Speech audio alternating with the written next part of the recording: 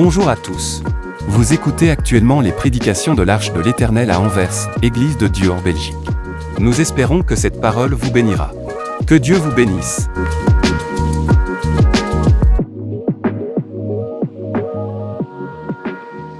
Alléluia. Aouma, c'est Dieu qui donne l'argent, n'est-ce pas? Les jeunes ont très bien chanté. Amen. Nous voulons qu'ils rechantent le dimanche prochain pour que ça ne soit pas juste une fois par an. Dites aux moniteurs de l'école le dimanche que dimanche prochain, ils auront le temps pour 2 chants avec nos enfants. Comme ça les met encore dans le bain et dans le rythme, n'est-ce pas? Acclamons pour les enfants. Bénissons le Seigneur pour les moniteurs et les monitrices de l'école de dimanche. Même s'ils ne sont pas là tout à l'heure, je voudrais que les pasteurs lui parlent avec eux et leur disent que dimanche, ils peuvent rechanter. Et nous allons aussi préparer quelques friandises pour eux, n'est-ce pas? Oui. Encouragez les enfants. Et j'étais là dans mon cœur, j'ai dit, waouh, qu'est-ce qu'ils chantent bien. Il y en a qui dansent vers là, d'autres vers là. C'est tellement ordonné, désordonné, ordonné. Et tout c'est pour la gloire de Dieu. Vous voyez que c'est des cœurs innocents, purs, qui célèbrent le Seigneur. Et c'est merveilleux, n'est-ce pas? Alors, on va préparer des petites, je ne sais pas ce qu'on fera, mais en tout cas, les dimanches prochains, nous voulons les honorer quand même. Et les moniteurs de l'école des dimanches, je vous assure, c'est un travail difficile pour faire ce qu'ils sont en train de faire. Nous rendons gloire à Dieu. Bien-aimés, frères et sœurs, il n'y a aucun roi, il n'y a aucun président de République, il n'y a aucun maréchal des armées, un général, un empereur dont la naissance puisse mobiliser l'humanité tout entière. On a connu des grands en ce monde,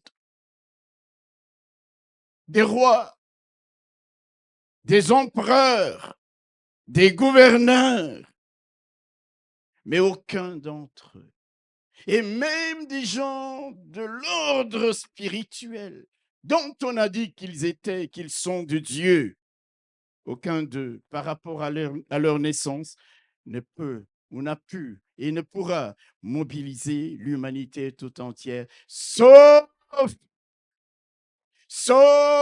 celui dont nous célébrons la naissance en ce jour, c'est-à-dire notre Seigneur Jésus-Christ, digne de nos acclamations, digne de nos cris de joie, digne de nos louanges, digne de notre adoration. Alléluia! Si aujourd'hui on dit que nous sommes en 2025, c'est à dater de sa naissance. Alléluia! Même l'histoire est datée à partir de sa naissance. Pourquoi?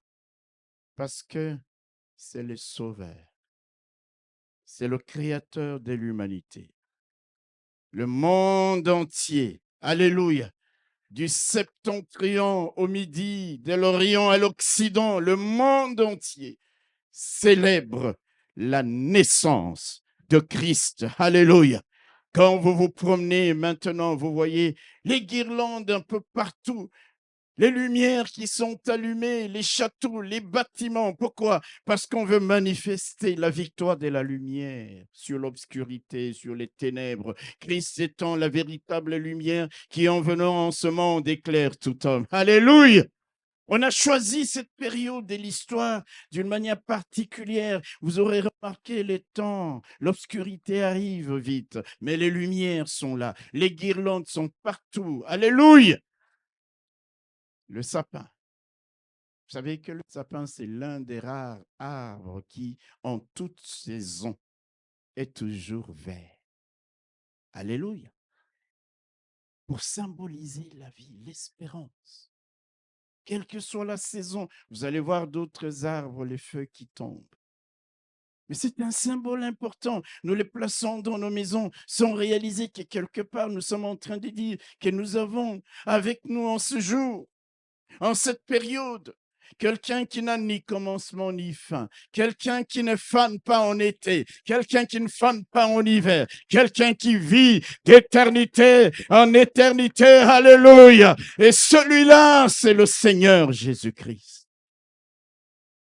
Une période de fête, mes bien-aimés. Une période de célébration, de fête en famille, entre les amis. Alléluia.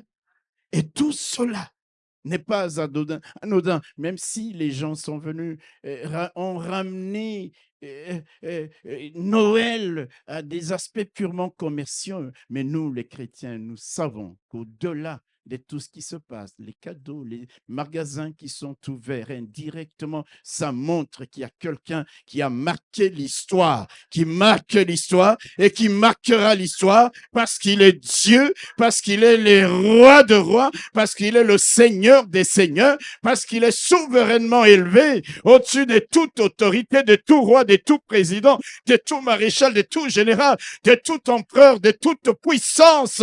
Et celui-là mérite et est digne de nos acclamations. C'est Jésus-Christ, notre Seigneur, notre Sauveur. Oh, Dieu soit loué. Alléluia. Alléluia. Bien-aimés, frères et sœurs, en ces jours où le monde entier célèbre la naissance de notre Seigneur Jésus-Christ, laissez-moi, avec quelques jours d'avance, souhaiter une très joyeuse fête de Noël à chacun de vous, à vos familles ainsi qu'à ceux qui vous sont chers. Alléluia. Que Dieu se révèle à vous comme il s'était révélé au mage d'Orient. Ces gens ont vu de loin une étoile spéciale, une étoile qu'ils n'avaient jamais vue auparavant. Ils observaient le firmament et ils ont vu cette étoile. Et ils se sont dit, ça c'est le roi des Juifs. Dieu s'est révélé à eux. Et ils ont fait un voyage de plusieurs années à dos d'âne et des chevals parce que la soif d'être dans la présence de cet enfant qui est né à Bethléem ne pouvait pas les retenir dans leurs occupations, dans leurs obligations. Est-ce que je parle à quelqu'un? Il y a des moments où je dis, Seigneur, donne-nous cette soif de parcourir des milliers de kilomètres. Combien parfois nous sommes lents à venir juste quelques kilomètres à l'église dans la présence de notre Dieu. Je prie que le Seigneur se révèle à nous comme il s'est révélé aux mages d'Orient qui sont allés jusqu'à Bethléem en suivant l'étoile. Je prie que Dieu se révèle à nous comme il s'est révélé aux bergers qui passaient dans les champs l'éveil de la nuit pour garder leurs troupeaux. Je prie, alléluia, qu'il y ait des manifestations de la gloire de Dieu. Alléluia. Vous soit accordé. La Bible dit, il y avait dans cette même contrée des bergers qui passaient. Voici un ange du Seigneur leur apparut. Et la gloire du Seigneur resplendit autour d'eux. C'était une apparition extraordinaire. Et je vais vous dire que Dieu n'a pas changé. C'est pour cette raison que je prie qu'il y ait aussi des manifestations de gloire dans ta vie. Et ils ont dit, nous vous annonçons une bonne nouvelle. Je prie Dieu qu'en ces périodes de fête, on vous annonce de bonnes nouvelles. Des nouvelles de victoire, des nouvelles de guérison, des nouvelles de restauration, des nouvelles de délivrance. Que vous entendiez, que vous viviez, que vous receviez en ces temps des bonnes nouvelles sur la guérison même de ceux dont on a dit qu'ils ne pouvaient pas guérir. Je prie qu'avec les anges, vous savez, c'est un jour de fête. La Bible nous dit que ce jour-là, les anges, les créatures, l'armée céleste s'étaient jointes à ces bergers et on a entendu une louange formidable. Et c'est pourquoi je prie qu'avec les anges et la multitude de l'armée céleste, nous puissions louer les dieux très hauts et déclarer la paix sur la terre parmi les hommes qui l'agréent. Soyez heureux, soyez bénis en ce jour de Noël et que l'Éternel, notre Dieu, vous fasse vous accorde des grandes bénédictions. Amen. Est-ce qu'il y a quelqu'un ce matin qui peut vraiment dire oui, je veux me joindre à la louange céleste? Frère, je vous assure, si nous ne chantons pas à l'église, je ne sais pas où est-ce que nous allons chanter. Je sais que certains, peut-être, ils aiment bien chanter la musique. Bon, nous sommes tous dans le monde, la musique de l'autre côté. Je vais dire ça comme ça. Parce que quand on dit la musique du monde, moi, je ne comprends pas. Toutes les musiques sont du monde. Musique de l'autre camp. Ils aiment là, c'est très moussé. Mais quand ils sont à l'église, ils sont tellement sérieux. Écoutez, la Bible nous dit que l'armée céleste, alléluia, les péchés, ce jour-là, dans les campagnes de Bethléem, une petite bourgade que Dieu avait choisie pour que son fils vienne dans ce monde. Il y a eu la louange, il y a eu des lumières, c'était extraordinaire. C'est pour cette raison que je disais qu'avec les anges et la multitude de l'armée céleste, nous puissions louer les dieux très haut, nous puissions nous réjouir, nous puissions, je voudrais encore que tu dises à quelqu'un, joyeuse fête. Au-delà de ce que le pasteur a dit, mon frère, ma soeur, c'est lui qui est juste à côté de toi. Souhaite-lui, dis-lui, joyeuse fête de Noël.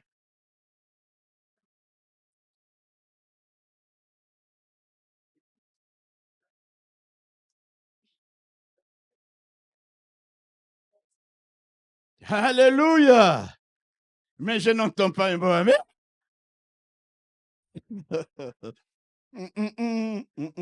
C'est pas possible. Dieu soit béni. Amen. Puis-je vous demander maintenant de vous lever pour que nous lisions notre passage du jour.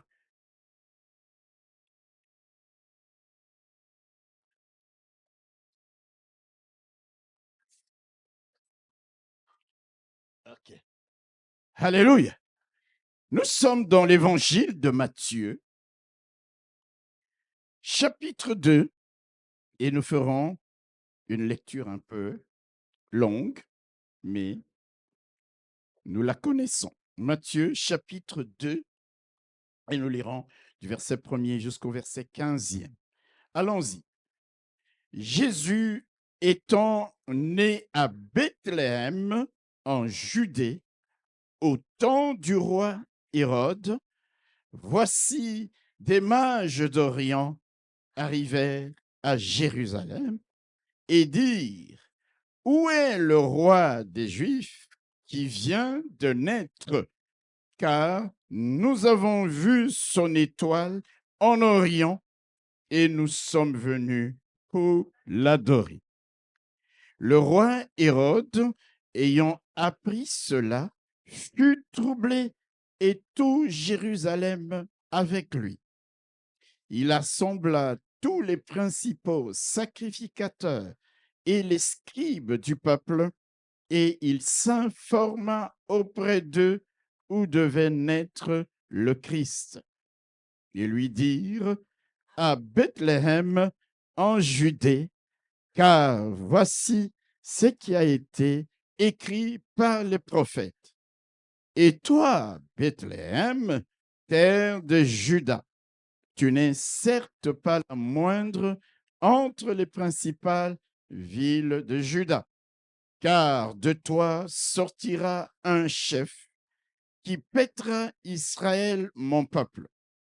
Alors Hérode fit appeler en secret les mages et s'enquit soigneusement auprès d'eux depuis combien de temps l'étoile brillait. Puis il les envoya à Bethléem en disant, allez et prenez des informations exactes sur le petit enfant. Quand vous l'aurez trouvé, faites-le moi savoir afin que j'aille aussi moi-même l'adorer. Après avoir entendu le roi, et voici l'étoile marchait devant eux jusqu'à ce qu'étant arrivé au-dessus du lieu où était le petit enfant, elle s'arrêta. Quand ils aperçurent l'étoile, en de joie, ils entrèrent dans la maison, virent avec Marie, sa mère, se prosternèrent et l'adorèrent. Ils ouvrirent ensuite leur trésor et lui offrirent en présent de l'or, de l'encens et de la myrrhe. Puis, divinement avertis en songe de ne pas retourner vers Hérode, ils regagnèrent leur pays par un autre chemin. Verset 13. Lorsqu'ils furent partis, voici un ange du Seigneur apparut en songe à Joseph et dit, lève-toi, prends le petit enfant et sa mère, fuis en Égypte et reste-y jusqu'à ce que je te parle, car Hérode cherchera le petit enfant pour le faire périr. Joseph se leva, prit de nuit le petit enfant et sa mère et se retira en Égypte. Il y resta jusqu'à la mort d'Hérode, afin que s'accomplisse ce que le Seigneur avait annoncé par les prophètes. J'ai appelé mon fils hors d'Égypte. Amen. Alléluia. Alléluia. Voilà, mes bien-aimés, notre texte de ce matin. Au fait, j'ai fait toute cette longue lecture pour que nous puissions nous avoir présent à l'esprit tous ces événements qui précèdent les versets 13 et 15, parce que c'est dans ces versets sur ces versets particulièrement que nous allons tirer notre thème. Regardez au verset 15, la Bible dit, il y resta jusqu'à la mort d'Hérode, afin que s'accomplisse ce que le Seigneur avait annoncé par les prophètes, j'ai appelé mon fils hors d'Égypte. Le thème, c'est appelé hors d'Égypte. Appelé hors d'Égypte. Mes frères et sœurs, pour accomplir sa mission sur cette terre, il a fallu que Christ s'identifie à nous. Il n'aurait pas pu payer la dette de nos péchés en étant Dieu. Il a fallu qu'il s'identifie à nous. Il a fallu qu'il soit rendu semblable en toutes choses à ses frères, c'est-à-dire à toi et à moi, comme il est écrit dans les livres des Hébreux au chapitre 2, les versets 17.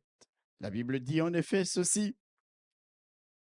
En conséquence, il a été rendu semblable en toutes choses à ses frères, afin qu'il fût un souverain sacrificateur miséricordieux et fidèle dans les services de Dieu pour faire l'expiation des péchés du peuple.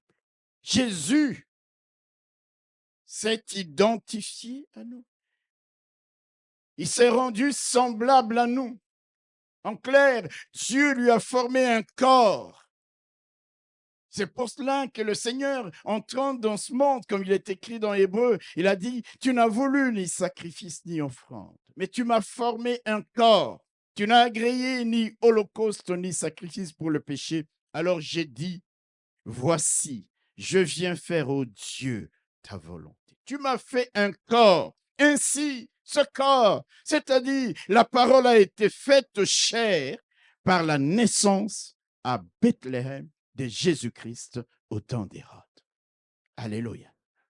La parole a été faite chair. Emmanuel, Dieu parmi nous. Et nous voyons dans le texte que nous venons de lire, les mages qui viennent de très loin, lorsqu'ils sont arrivés à Jérusalem, pour aller s'enquérir, connaître les lieux exacts où les fils, le roi des Juifs, comme il disait, venait de naître, nous voyons, comme nous l'avons lu, la Bible dit qu'Hérode fut troublé. Le roi Hérode, qui régnait en maître sur la Judée. Il est troublé et tout Jérusalem avec. En fait, c'est pas qu'Hérode était troublé, juste en fait, le fait de savoir qu'il y a quelqu'un qui est venu au monde et qu'on appelait le roi des Juifs. Hérode était devenu furieux, jaloux, parce qu'il ne pouvait pas tolérer que quelqu'un d'autre porte le même nom que lui, le roi, le grand Hérode, et règne le même peuple. Comment sur le même peuple, deux personnes pouvaient-elles porter le nom de roi et régner sur un même peuple? Il n'a pas aimé, il n'aurait pas aimé qu'on les compare à quelqu'un d'autre, que quelqu'un d'autre puisse lui faire de l'ombre. Et la Bible dit, il fut troublé. Alléluia. À partir de ce moment-là, Hérode forma le projet. Il forma le projet de faire périr le Seigneur alors qu'il n'était encore qu'un tout petit enfant. C'est exactement comme ce qui est arrivé à Moïse lorsqu'il est né, n'est-ce pas? Les Égyptiens avaient édicté une loi en vertu de laquelle il fallait tuer tous les enfants mâles hébreux. Lorsque vous êtes porteur d'une grande destinée, certains combats que vous avez, ce n'est pas parce que, mais simplement parce que vous êtes porteur de quelque chose de grand. Hérode, à partir de ce moment-là, forme les projets de faire périr le Seigneur de gloire, notre Dieu. Alléluia. Et dans le texte que nous avons lu, Matthieu chapitre 2, aujourd'hui j'avais prêché un peu plus doucement parce qu'il y a des choses que j'aimerais qu'on puisse partager.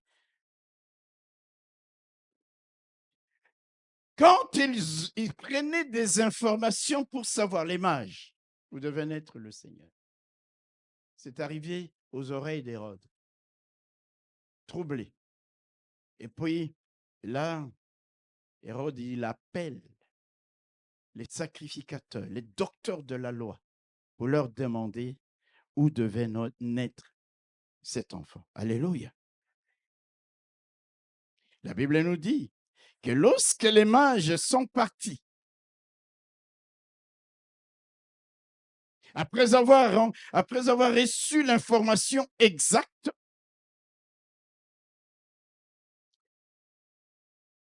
un ange apparut en songe à Joseph et lui dit, prends le petit enfant et sa mère et fouillez en Égypte parce que Hérode va chercher à leur faire du mal.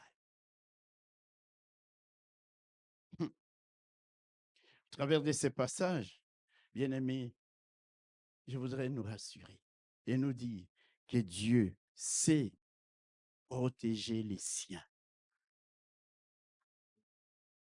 Dieu voit les projets de nos ennemis.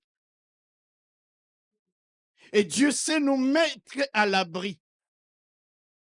Il y a des situations, vous savez, frères et sœurs, même quand nous venons ici à l'église, comme par formalité, comme si on nous obligeait, comme si ta présence ou ma présence est ce qui va faire plaisir aux autres. C'est parce que nous ne réalisons pas combien de fois, sans même que nous ne puissions nous rendre compte, Dieu a étendu sa main pour nous protéger. Dieu a étendu sa main pour nous retirer du danger. Si tu vis encore là, ce n'est pas parce que tu as été hyper prudent.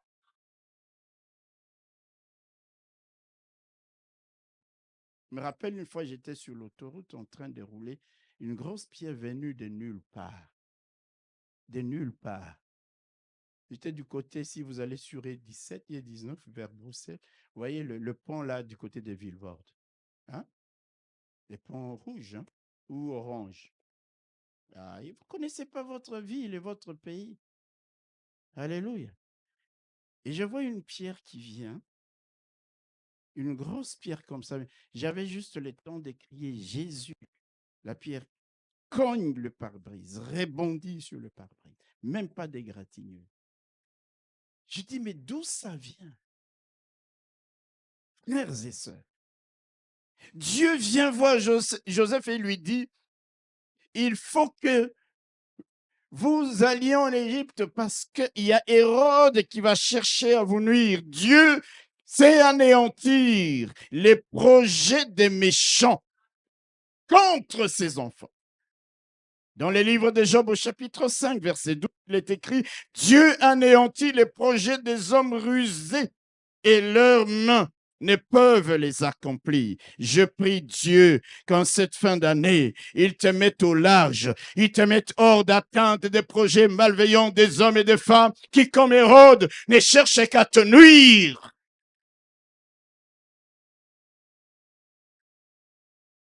Je prie Dieu que tous les projets de vos héros échouent, parce que je crois que la plupart d'entre nous, tous d'ailleurs, nous avons des Hérodes. Des gens qui sont autour de nous et qui ne font que des complots pour nous nuire, pour nous détruire. Mais notre Dieu les voit.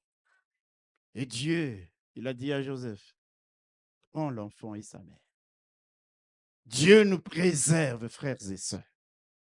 Et pour cette raison, le matin, lorsque tu te lèves, pourquoi ne pas dire Seigneur, merci? Lorsque c'est le temps de venir à l'église, on n'a pas besoin de te dire, s'il te plaît, allons à l'église. Tu cours dans la présence de Dieu, dans la maison de Dieu.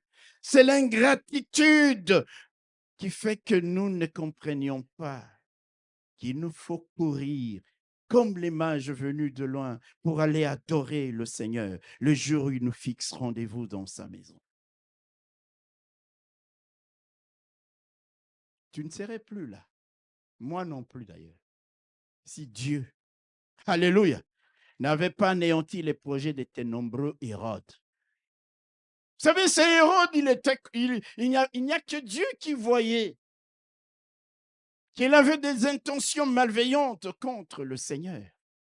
Mais certains d'entre nous ici, nous connaissons même des gens invisibles et invisibles, connus et inconnus. Sans oublier celui qui rôde sans cesse, c'est-à-dire le diable. Alléluia. Hier, quand nous étions ici, je vois le pasteur, lui, qui vient au bureau et qui me dit, la chair a éclaté en miettes. Alléluia. Nos enfants étaient en train de travailler ici et voulaient déplacer la chair. La première question qui m'était venue à l'esprit, c'est, est-ce qu'il y a un blessé? Parce que vous voyez, c'est de la pierre, comment on dit, du verre vert. C'est comme si ça avait explosé. J'arrive, je trouve les gens en train de balayer, de nettoyer. Il n'y avait qu'une petite égratignure. J'étais là, j'ai dit, Seigneur, merci. Alléluia. Noël, c'est demain. Imaginez un de nos enfants, de tout ce petit. Les petits venaient de répéter, ils avaient fini, ils étaient déjà là. Il n'y avait que quelques jeunes qui étaient de ce côté-là, qui voulaient soulever la chair en miettes, s'il vous plaît. C'est comme si l'ennemi dit, je vous suivrai jusqu'à la veille de Noël. Mais le Seigneur est intervenu. Nous acclamons le Seigneur notre Père. Alléluia. Alors, il y a quelqu'un qui dit, mais pasteur, on a une autre chair. J'ai appelé quelqu'un pour lui dire, un pasteur, je l'ai appelé, je lui ai dit, est-ce que tu sais, on commande les chairs? Ah, il me dit, il m'explique. J'ai dit, mais pourquoi, Bishop? J'ai dit, notre chair vient de tomber là, il s'est écrasé. Il dit, mais viens, Bishop. J'ai une chair de réchange, de réserve. Je vais te donner ça pendant les temps où vous allez commander votre chair.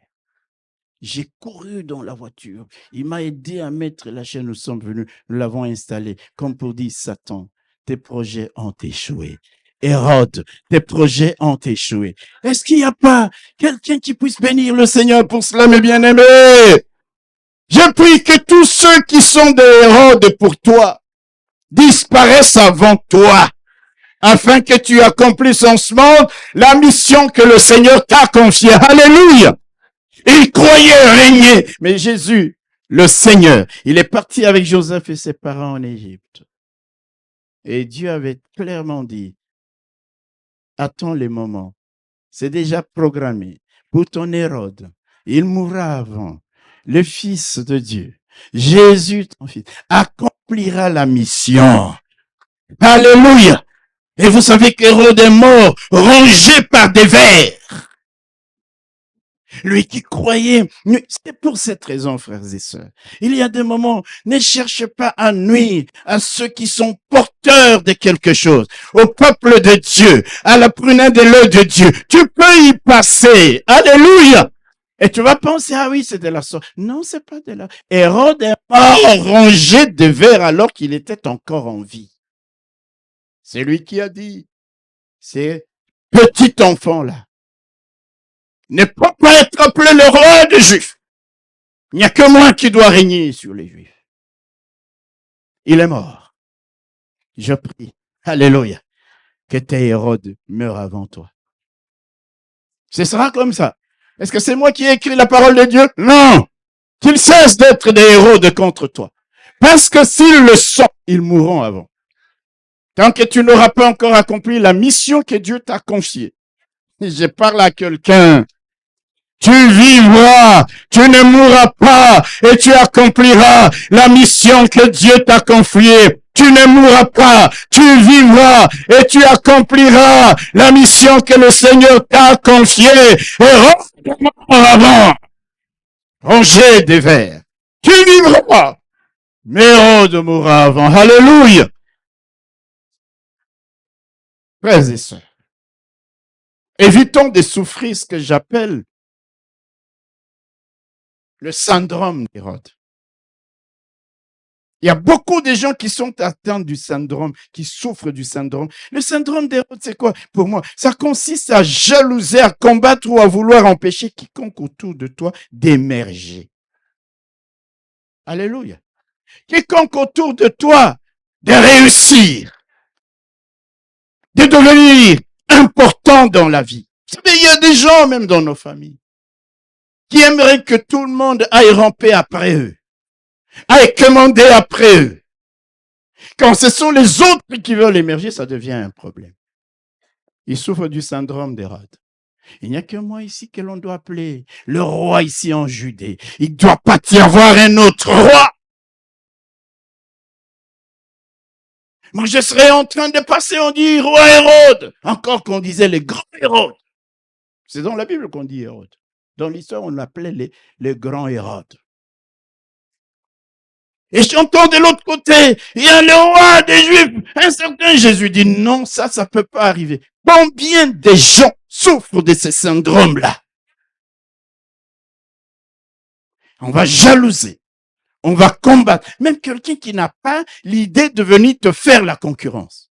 Même quelqu'un qui n'a aucune idée à vouloir te nuire ou entrer en opposition, en rivalité avec toi. Mais tu le nuis simplement, tu veux lui nuire simplement parce que tu ne veux pas qu'on te fasse de l'ombre.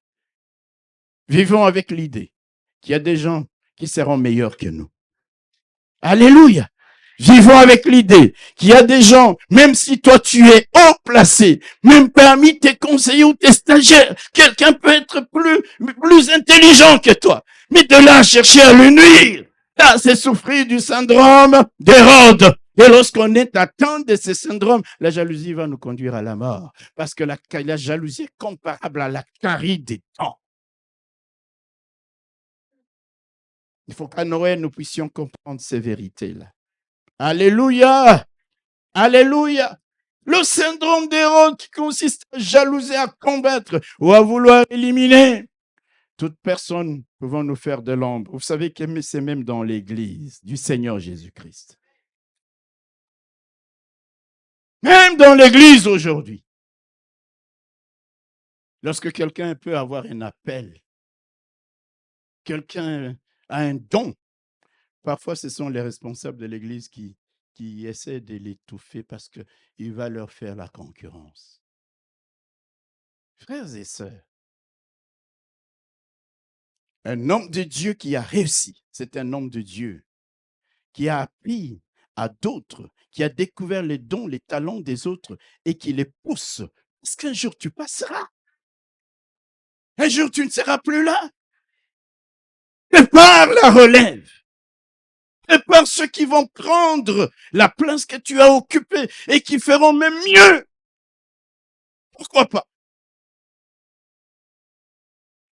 On a difficile à nommer des pasteurs assistants aujourd'hui, des pasteurs adjoints, parce qu'on dit, ils vont me faire la concurrence dans les églises. On accumule tout le travail, mais tu mourras avant pour rien. Alléluia. Alléluia. Le syndrome d'Hérode, lorsqu'il apprend où est le roi des Juifs qui vient de naître, il est troublé. Et il forme les projets de pouvoir nuire à cet enfant. Non, bien-aimé, acceptons l'idée que si Dieu nous a élevés, il peut élever d'autres personnes, il peut bénir d'autres personnes, il peut même les élever plus haut que nous. Acceptons cela. Et nous aurons la paix. Alléluia. Il y a des familles dans lesquelles aujourd'hui, il y a que des problèmes parce qu'un jour, c'est lui qui était le chef. Voit d'autres devenir riches. Et comme chez nous en Afrique, bon, là où on ne vient plus chez lui, on va chez l'autre. Ça devient un problème. Syndrome d'Hérode. Pourquoi ne pas permettre que dans la famille, vous soyez 4, 5, 6, 7, 8 à émerger? Quand il y a un problème, chacun donne un peu, ça devient plus facile. Frères et sœurs, et même dans le milieu chrétien, nous souffrons du syndrome d'Hérode. Plût à Dieu que toi et moi qui écoutons la parole de Dieu, nous soyons disposés dans nos cœurs à accepter que d'autres réussissent. Et même à être derrière les gens dans lesquels nous trouvons qu'ils ont un potentiel pour pouvoir faire éclore ce potentiel. Ah là là, alléluia. C'est comme ça que ça devrait marcher.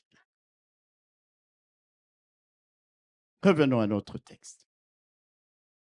Au verset 14 et 15. Joseph se leva, prit le petit enfant et sa mère et se retira en Égypte. Il y resta jusqu'à la mort d'Hérode, afin que s'accomplisse ce que le Seigneur avait annoncé par les prophètes. J'ai appelé mon fils hors d'Égypte. Écoutez-moi bien.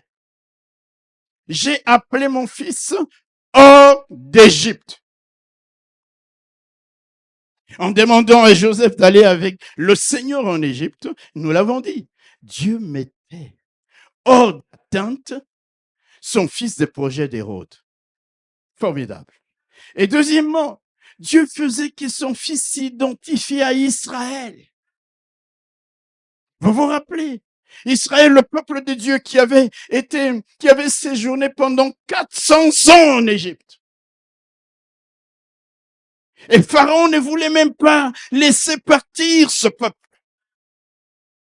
Même quand les envoyés de Dieu allaient au-devant de lui, il dit, mais je ne connais pas votre Dieu. Moi, je vais vous laisser aller.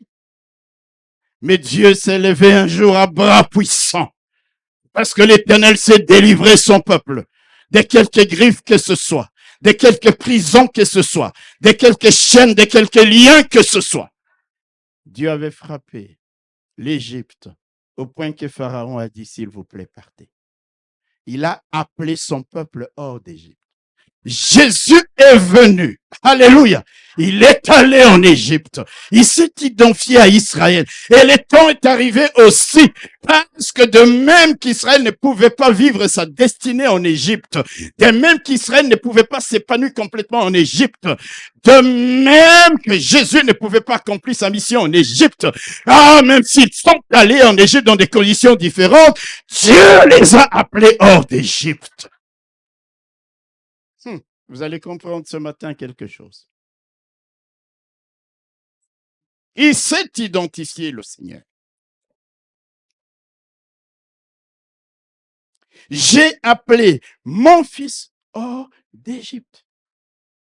En fait, ce fait-là, cette action-là, d'avoir appelé son fils hors d'Égypte, n'était rien d'autre, mes bien-aimés, qu'une prophétie qui avait été donnée des centaines d'années auparavant par le prophète Osée.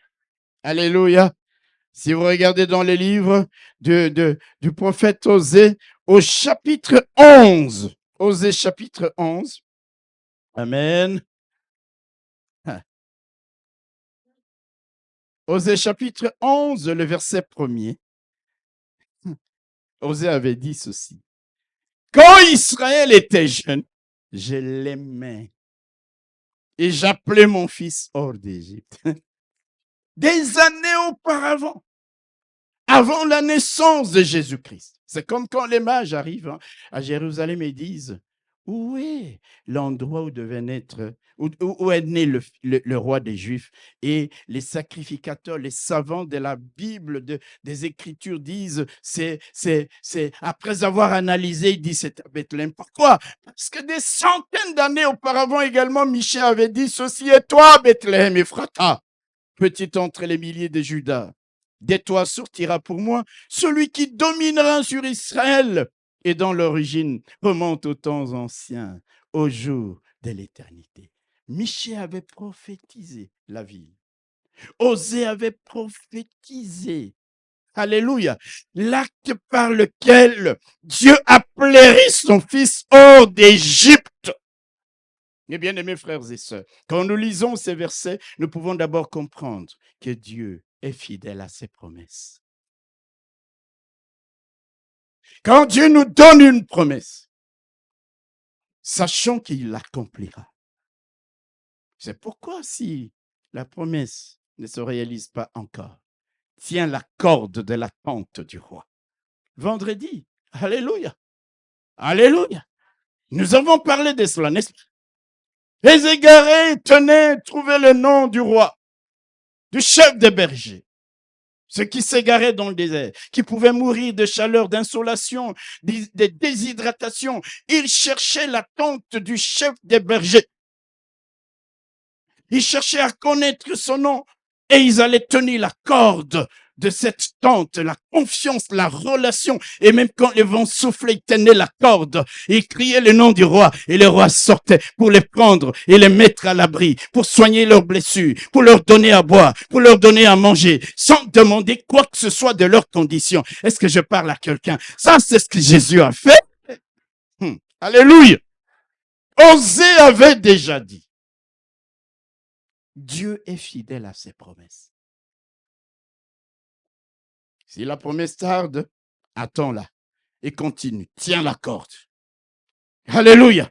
Et continue à crier Jésus, Jésus. Parce que la Bible dit, quiconque invoquera le nom du Seigneur, il sera sauvé. Ceux qui tenaient la corde et criaient le nom du chef des bergers, il les entendait. Il venait les prendre. Osée a parlé. Michée a parlé. Ça veut dire que Dieu est fidèle. Alléluia. J'ai appelé mon fils hors d'Égypte parce qu'au moment où les projets de nuire à Jésus se sont matérialisés dans les cœurs d'Hérode, Dieu a dit, allez. Il les a sortis, le Seigneur, Joseph et Marie, des lieux et des milieux qui leur étaient hostiles. Alléluia. Alléluia. Je prie que Dieu, quand tu pries parfois, tu dis, Seigneur, sors mes enfants des milieux hostiles. Alléluia. Là où il y a la mort, là où il y a la drogue, là où il y a la prostitution, là où il y a toutes ces choses, c'est quand tu pries, alléluia, tu vois Dieu en train de dire à Joseph, sors Marie et le petit enfant du milieu de cette juridiction où Hérode va chercher à lui nuire.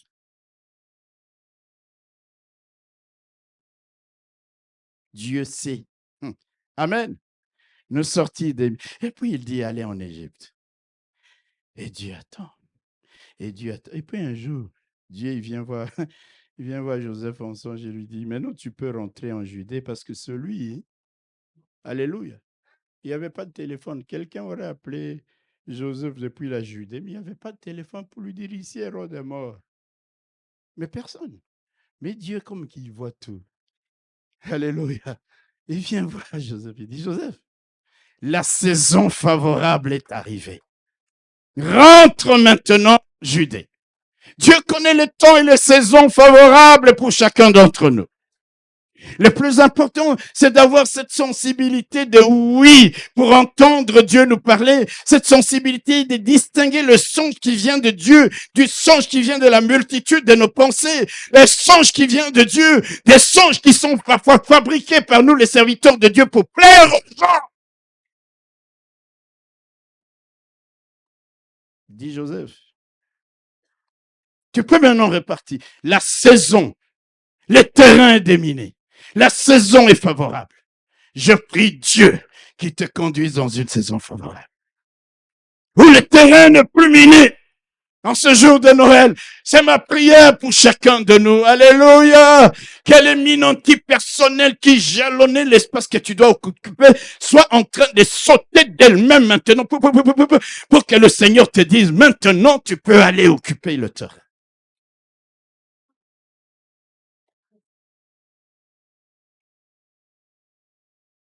Le plus important, c'est de savoir entendre, reconnaître la voix de Dieu. Dans Ésaïe 30, la Bible dit, Dieu parle en disant, tes oreilles entendront derrière toi la voix qui dira, voici le chemin, marchez-y. Car vous iriez à droite ou vous iriez à gauche. Voici le chemin, voici le lieu, voici le moment, voici la saison. Dieu connaît les saisons favorables pour nous. Alléluia. Il y a la sécheresse, il y a la famine. Et Isaac qui se dit, je vais aller en Égypte, comme au temps de mon père. Et Dieu lui dit, non, tu ne vas pas aller en Égypte, reste dans le pays que je te montrerai. Mais de quel pays tu parles, Seigneur? Parce qu'ici où je me trouve à Guérar, c'est un pays désertique. Mais quand je regarde la fertilité du Nil en Égypte, autrefois mon père était allé. Dieu lui dit, non! Il connaît les saisons, notre Dieu. Si nous savons entendre et écouter, discerner la voix de Dieu, nous allons nous éviter bien des malheurs, bien des tracas, bien des soucis. La plupart du temps, nous disons, même si je demande à Dieu, est-ce que Dieu va me répondre directement? Dieu parle tantôt d'une manière, tantôt d'une autre. Si nous sommes sincères dans notre démarche de savoir ce que Dieu nous veut, Dieu nous parlera d'une manière ou d'une autre. Il te dira, va, ou ne va pas. Même si c'est il dit sème là-bas. La Bible dit qu'Isaac sema à Guérar. Dieu le bénit. Et cet homme devint de plus en plus riche. Mais s'il est parti là où ce n'était pas la volonté de Dieu. Hey. Alléluia. Vous vous rappelez de l'histoire de Lot et d'Abraham. Ils se disputent. Leur troupeau se dispute plutôt. Et puis Abraham vient voir Lot. Son neveu lui dit, choisis un côté. Si tu vas à gauche, moi je vais à droite. Si tu vas à droite, moi je vais à gauche. Mais j'ai dit, mais c'est l'autre n'est pas intelligent. L'autre n'est pas intelligent du tout. Un aîné, c'est lui qui a le droit de choisir avant vous. Est-ce que vous me comprenez? Du moins dans la culture des Juifs. Il pouvait dire à son oncle, non, oncle, c'est à toi d'abord de choisir. Mais lui, précipitation, il choisit du côté de Sodome et Gomorrhe. Il regarde la plaine qui est fertile. Abraham me dit, ok. Alléluia. Mais il allait tout droit dans des problèmes parce qu'il avait choisi d'aller de ce côté-là sur la base de ce qu'il voyait, des émotions, des sensations, des impressions. Abraham, il dit, il n'y a pas de problème. Nous savons ce qui est arrivé. Alléluia. Il a même fallu que Abraham intercède auprès de Dieu pour aller sortir son neveu. Frères et sœurs, marchons aussi avec sagesse. Comment nous venons à l'église? Parfois, je vous dis, l'église, c'est un lieu meilleur que l'université. En termes de vie, en termes de... Non, frère, tu peux avoir tous les diplômes de l'université que tu veux. Et rater ta vie parce que la sagesse. Et la sagesse, c'est la parole de Dieu. La sagesse, c'est la parole de Dieu.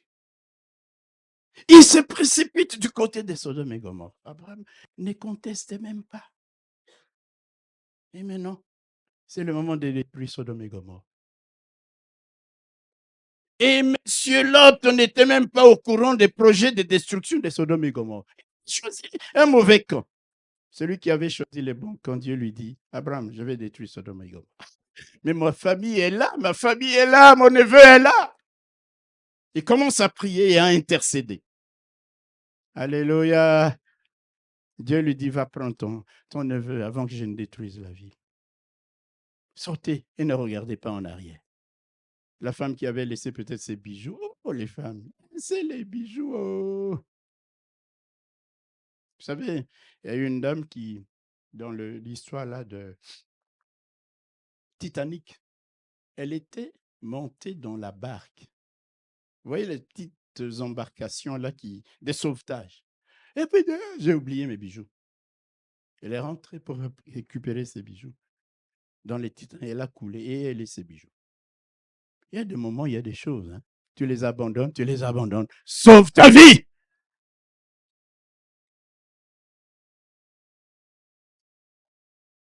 J'ai appelé mon fils hors d'Égypte. Apprenons, mes bien-aimés, à écouter la voix de Dieu, que nous sachions l'entendre quand il nous parle, quand il nous donne des directives, au lieu de nous laisser aller, conduits par nos impressions, nos sensations. Non, apprenons à dire à Dieu, Seigneur, dis-moi ce que je dois faire, où je dois aller, ce qui m'est utile, ce qui m'est avantageux. Et si nous sommes sensibles et sincères d'une manière ou d'une autre, Dieu nous parlera. Joseph savait reconnaître la voix de Dieu et agir selon ses recommandations. Revenons à notre thème. J'ai appelé mon fils hors d'Égypte. Je vais vous dire, ces paroles concernent non seulement le Seigneur Jésus-Christ, mais aussi tous ceux qui, par la foi en Jésus, sont devenus des enfants de Dieu, c'est-à-dire ces paroles concernent et toi et moi. La Bible dit, car vous êtes tous fils de Dieu par la foi en Jésus. Partons de là. Il y a quelqu'un ici qui est un fils du diable? Personne. Tous ici, nous sommes fils de, par la foi en qui? En Jésus. Galates chapitre 3, verset 26. Tous, vous êtes tous fils de Dieu par la foi en Jésus-Christ. Alors écoutez-moi bien.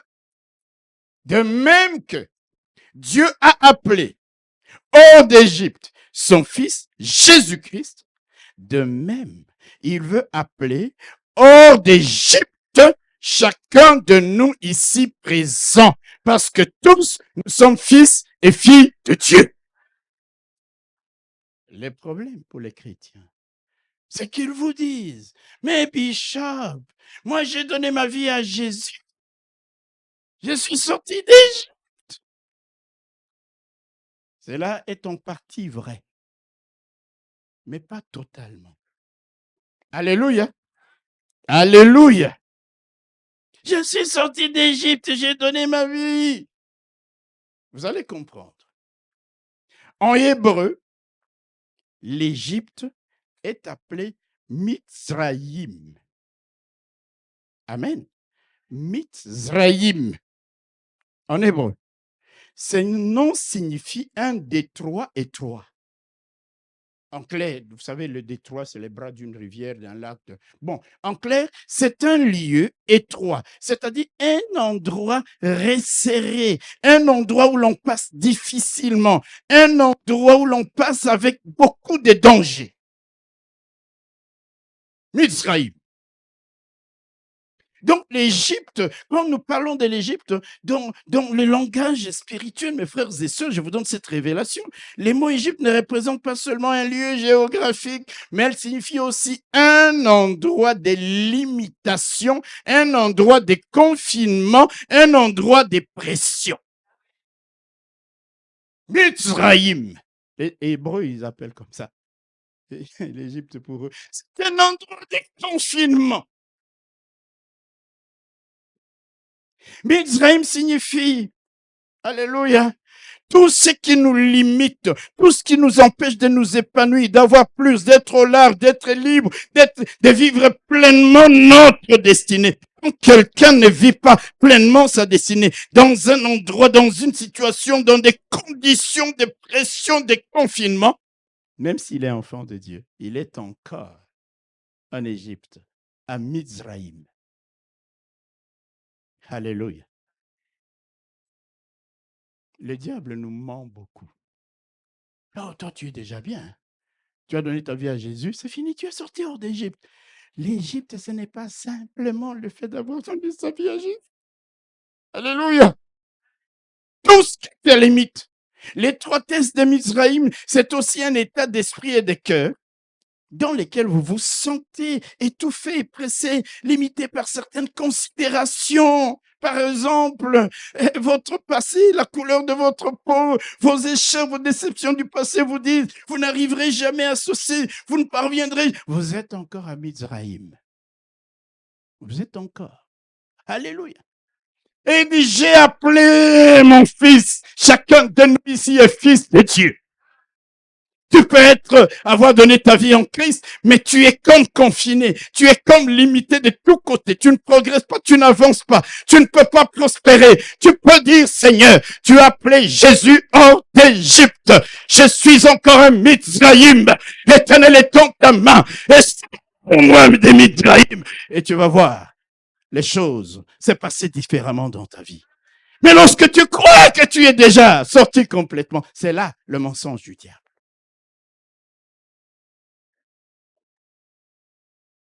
Les Hébreux, ils disent Mizraïm. Vous savez pourquoi? Qu'est-ce qu'ils pouvaient faire encore là-bas? Même s'ils fouillaient, il y avait le fleuve, ils allaient revenir de même bredouille. Un lieu d'étouffement. Est-ce qu'ils pouvaient vivre leur destinée là-bas? Non! Et quand vous lisez d'ailleurs Osée, il dit quand tu étais jeune, Israël, c'est-à-dire, il identifie Jésus à Israël. Et il dit non, mon peuple ne pouvait pas vivre pleinement. Toutes les promesses que j'avais faites à leur père Abraham, je vous donnerai ce pays où habitent les Éviens, les Étiens, les Cananéens, les Jébusiens.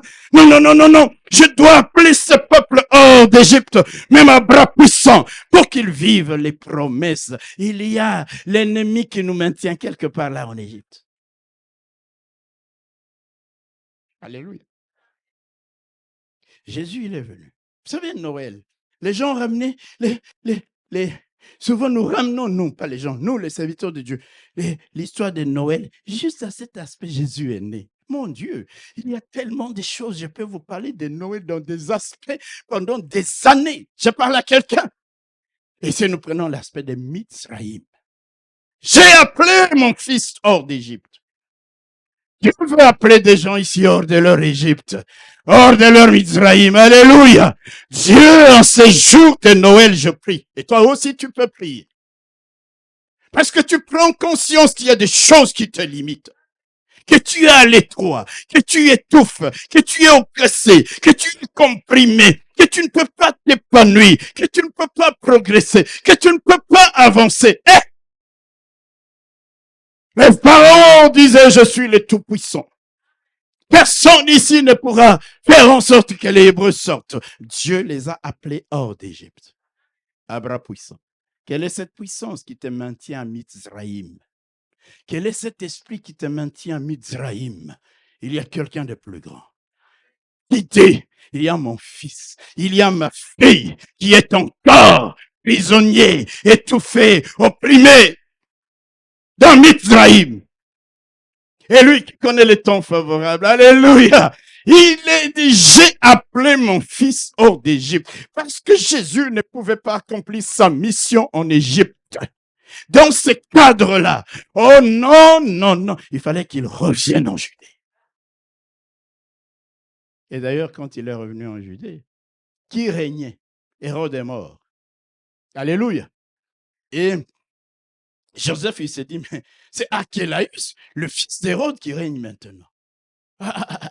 Il s'est pourri que son père lui a dit, si un jour ce Jean revient, Joseph lui dit non, je ne vais pas aller en Judée. Dieu vient, il lui confirme, va en Galilée. Et c'est là qu'il habite Nazareth. Et en allant habiter à Nazareth, ça confirme la prophétie selon laquelle il sera appelé Nazaréen. Aïe, aïe, aïe, aïe. Dieu dit de toutes choses dans les moindres détails. Quand nous... Non, vous savez, Joseph était un homme de bien. Hein? Alléluia. Tu veux te marier, ta fiancée tombe enceinte. Même si tu es là, hyper bishop. Hello. Ah, frère. Je parle à quelqu'un. Un homme de bien. Vous savez, nous parlons beaucoup de Jésus. Tout ça, c'est bien. Il y a des moments, nous devons nous dire, sommes-nous comme des Joseph, des hommes de bien? Sa femme tombe enceinte, fiancée, frère. Avant d'habiter ensemble, la fiancée est enceinte. Et là, quand tu tombes enceinte, on te lapide. Mais Joseph, il prend sa femme, il la protège.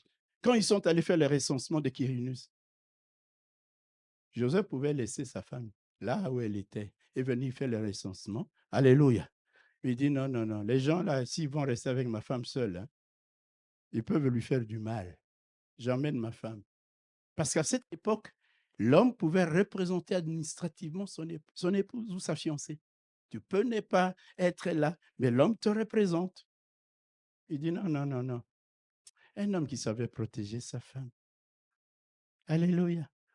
Les femmes rêvent des hommes qui les protègent. Hello! Nous les hommes, écoutons bien. J'ai vu mon fils Joël là ce matin. Amen. Elsa a besoin de que tu la protèges, Joël. Tout à l'heure, on les présentera un peu. Alléluia. Et c'était ça, Joseph. Protéger sa femme. Enceinte. Tu vas dire, même le plus spirituel d'entre nous, si ce n'est pas la vertu du Saint-Esprit, dis tais-toi. Saint-Esprit!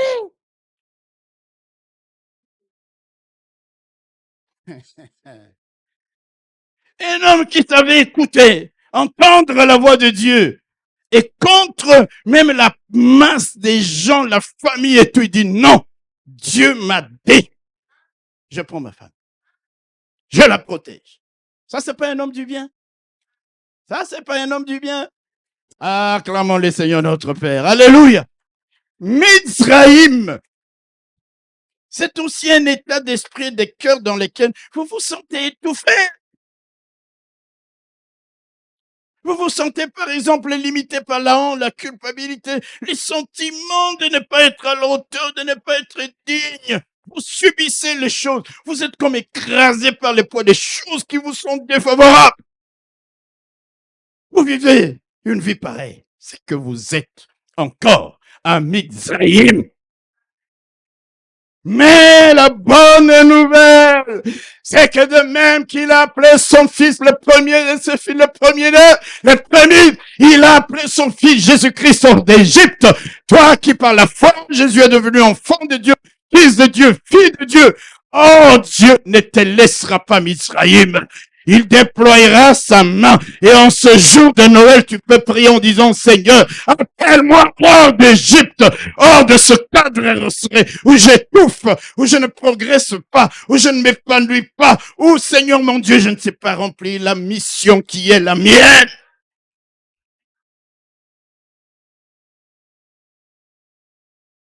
Ah, moi, je suis déjà sorti d'Égypte. Très bien.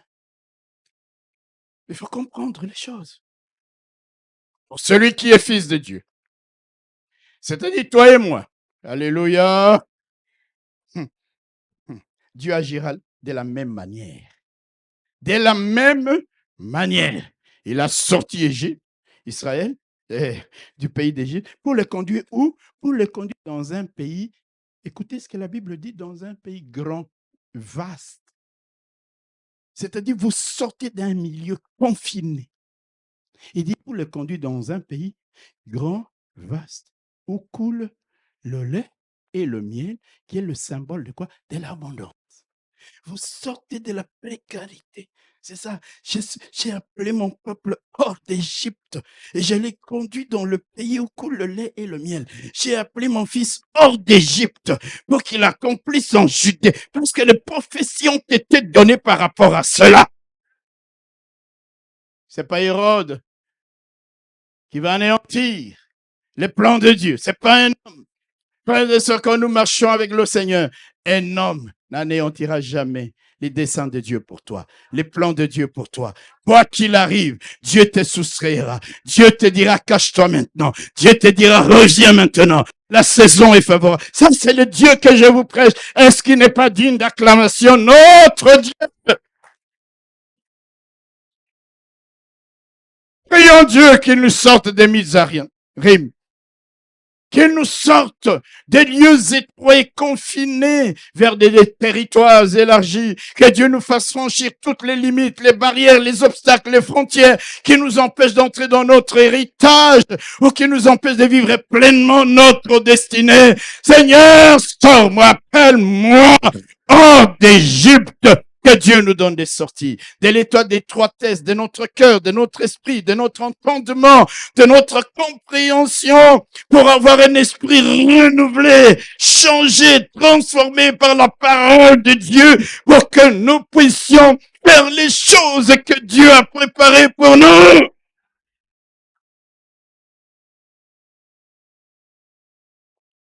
C'est cela être appelé hors d'Égypte. J'ai appelé mon fils hors d'Égypte. Ce matin, qui n'a pas besoin de dire, Seigneur, appelle-moi hors d'Égypte? En ces temps de Noël. Alléluia. Prions que Dieu nous sorte. Réjouissons-nous aussi, car un sauveur nous est né. Réjouissons-nous aussi, car un sauveur qui nous délivre de nos ennemis et de la main de tous ceux qui nous haïssent nous est donné. Réjouissons-nous, car un sauveur et un défenseur, car celui qui est notre avocat auprès du Père nous a été donné. Frères et sœurs, réjouissons-nous, car il nous est né un sauveur, celui qui sauve son peuple de ses péchés. Oui, réjouissons-nous, mais en même temps, rendons grâce à Dieu pour son don ineffable en la personne de son Fils Jésus. Les dons les plus grands, les dons les plus beaux, les cadeaux les plus extraordinaires de Dieu pour l'homme, c'est son Fils Jésus que nous célébrons, que le monde entier célèbre, parce que c'est en lui que nous avons la vie, c'est en lui que nous avons les mouvements, c'est en lui que nous avons la vie éternelle. Il n'y a aucun nom qui a été donné aux hommes par lesquels ils doivent être sauvés. Il n'y a que le nom de Jésus. Et malgré ce que le Seigneur, que son Père savait qu'il allait endurer, il lui a formé un corps. Jésus a dit, Dieu a dit, qui enverrai-je? Ni les anges, ni les archanges, ni les chérubins, ni les séraphins. Personne n'avait répondu. Et Jésus a dit, me voici, me voici. Il lui a formé un corps. La chair, la parole est devenue chair. Elle a habité au milieu de nous, pleine de grâce et de vérité. Et nous avons contemplé sa gloire, comme la gloire du Fils unique venu du Père pour délivrer les pécheurs, pour nous restaurer, pour nous guérir, pour nous sortir de Mizraïm, pour nous conduire dans les lieux élargis, pour nous conduire dans la liberté.